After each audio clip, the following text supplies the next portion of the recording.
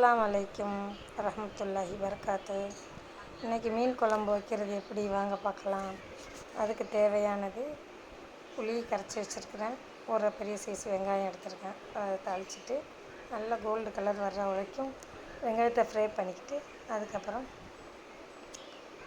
கரைச்சி வச்சுருக்கிற மசாலாவை குழம்பு மிளகாத்தூள் போட்டு கலந்து வச்சுருக்கிறேன். வெங்காயம், தேங்காய், தக்காளி எல்லாத்தையும் போட்டு நல்லா அரைச்சிக்கிட்டு கரைச்சி வச்சுருந்ததை வச்சுட்டு வெண்டைக்காய் வெட்டி வச்சுருக்கேன்.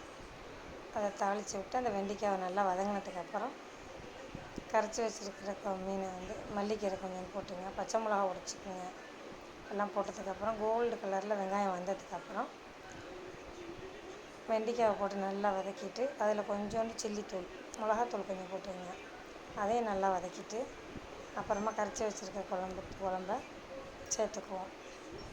சேர்த்துட்டு வெண்டைக்காயில் கொஞ்சோண்டு உப்பு போட்டு வதக்கினா அது நல்லாயிருக்கும்.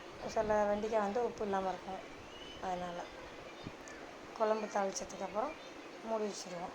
மூடி வச்சுட்டு கொதி வந்ததுக்கப்புறம் அப்புறமா மீன் போட்டுக்கலாம்.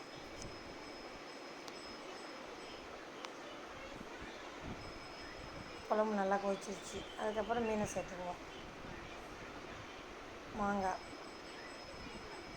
சுவையான மீன் குழம்பு ரெடி.